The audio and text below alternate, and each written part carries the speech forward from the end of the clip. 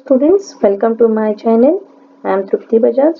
Now we are going to continue with the next line. In earlier PPT, we are learn about the macroeconomics, its definition and scope of macroeconomics. Now we are going to learn about the features of macroeconomics. There are the numbers of features of macroeconomics such as study of aggregates, income theory, general equilibrium analysis, interdependence, lumping method, growth models, general price level, policy oriented, etc. Let me continue with the first one, that is study of aggregates. As we know, macroeconomics is the study of economy as a whole. It considered all economic activities taken place in the economy during a specific period of a time. It is considering all economic variables such as national income, which means total income of the nation, which is calculated by taking the money value of all goods and services produced in a country during a specific period of a time. Then it is considering the total demand, which means the aggregate demand. Aggregate demand means total demand in the economy, which is made by the different consumers.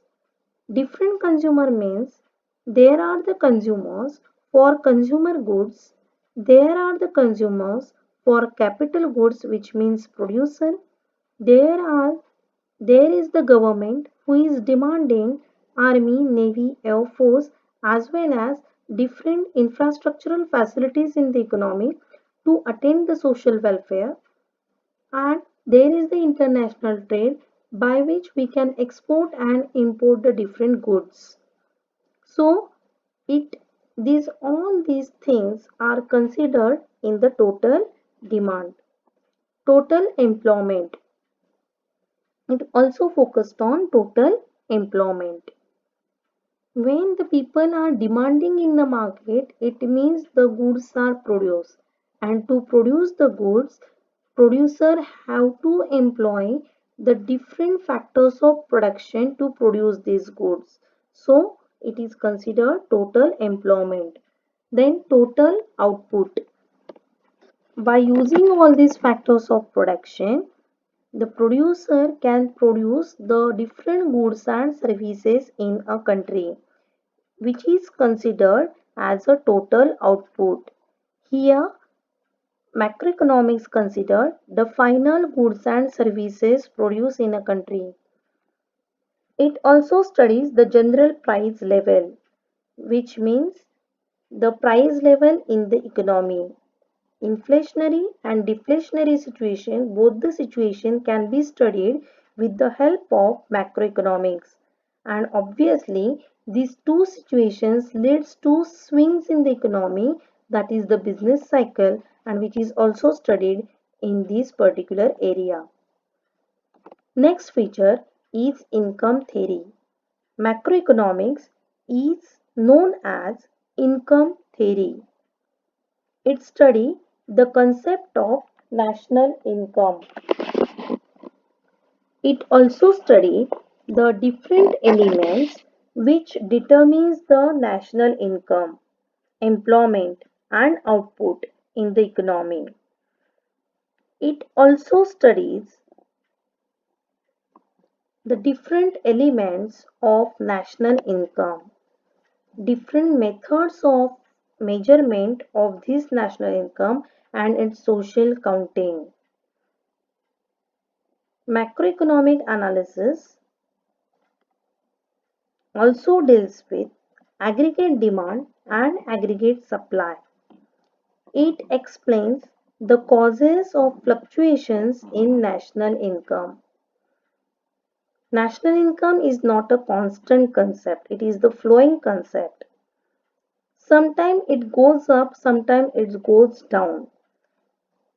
So, with the help of macroeconomics, by considering all the economic variables, we can find out the causes and effects of these fluctuations. So, Macroeconomic studies the business cycle in detail, where it considered inflationary and deflationary situation.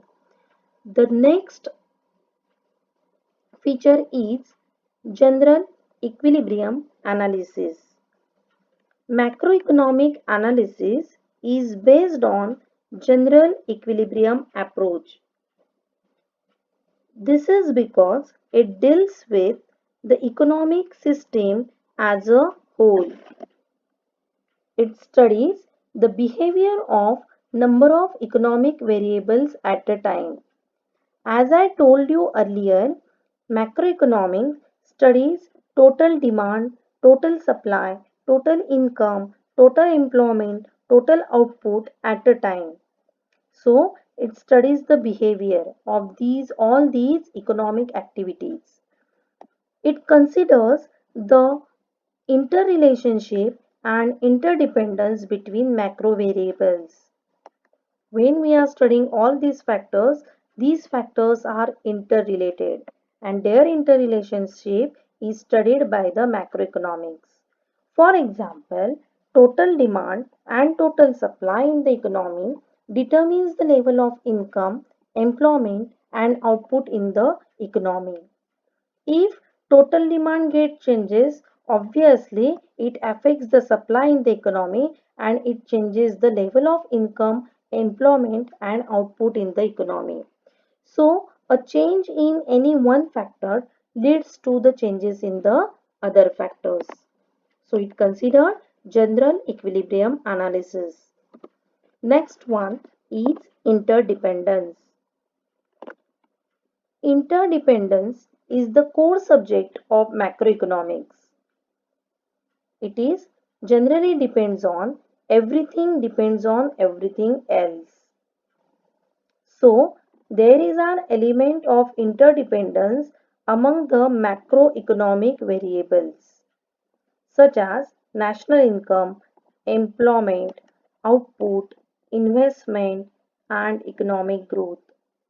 All these factors, all these variables are interrelated. A change in one factor leads to change in the another one because everyone is depends on everyone else, which is shown by the following example. In the first diagram, total consumption is 800. Here I consider that I am having the 1000 rupees with me, out of which 800 is the total consumption in the economy, 200 is the saving. Saving generally get invested into industries. So 200 rupees gets saved. By this 200 investment, 100 commodities can be produced. And to produce these 100 commodities, a producer employing 5 laborers in his industry.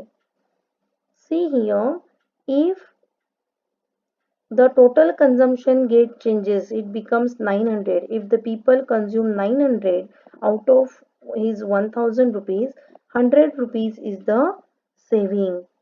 These 100 rupees savings leads to 100 rupees investment and it leads to 50 goods and services, and obviously only 2 laborers can get employed.